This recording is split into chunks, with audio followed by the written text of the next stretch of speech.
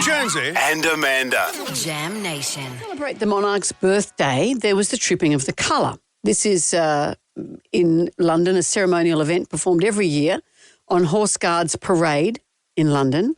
The reason I'm bringing this up, beautiful pageantry, all the rest of it, and all the young royals, Prince George, Princess Charlotte and Prince Louis are all wheeled out for this. It's a big royal day. Now, how old's Louis now? Is he about 7, I think? Yeah.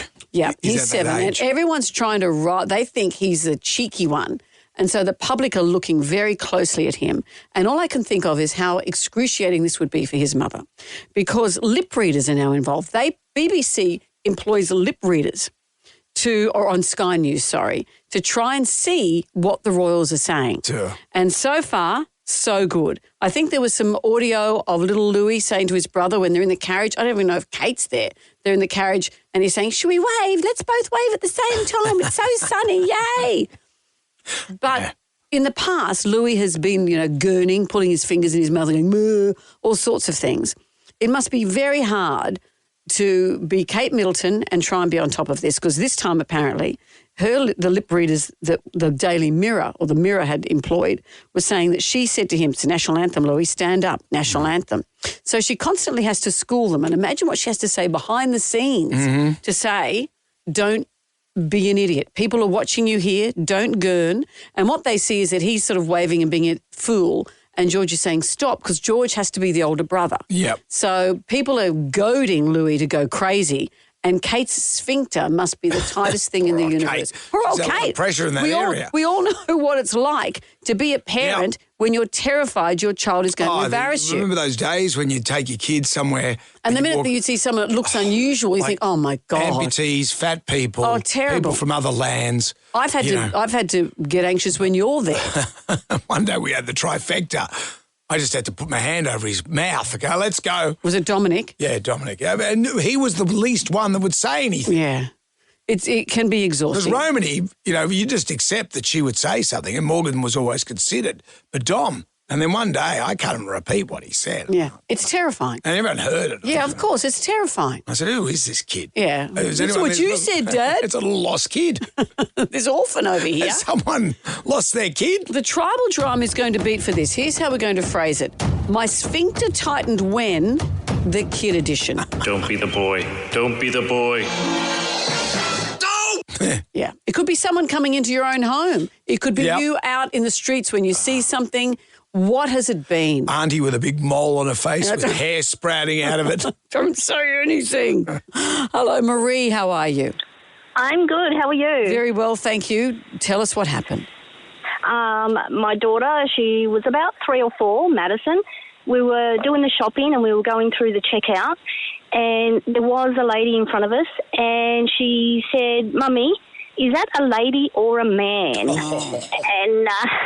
And this lady turned around and said to me, and I was trying to shush her, and Madison, that is, and this lady turned around and said, I should teach my daughter some manners. Wow. And I didn't know what to say. No, I that's just terrible. apologised. Of course, what can you say? The kid's are little. What can you do? My dad has an eye patch.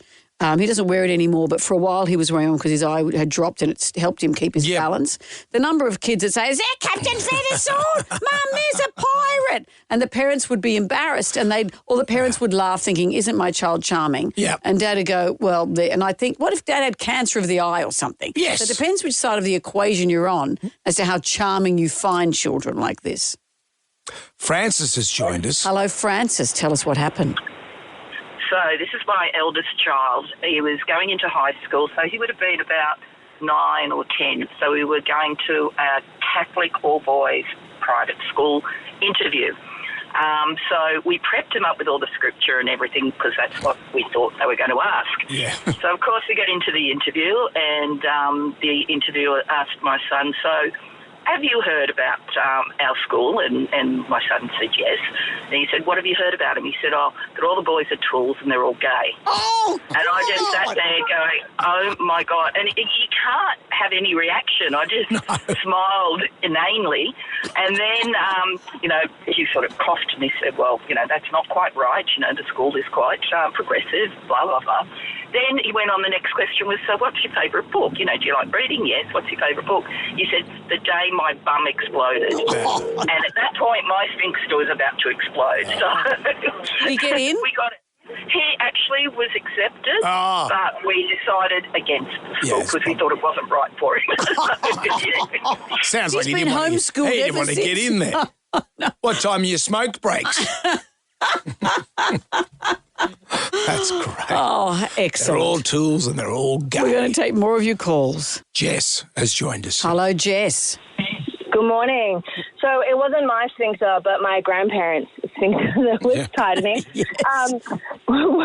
When growing up, we used to spend, sometimes we'd spend school holidays and we'd stay at my grandparents' place.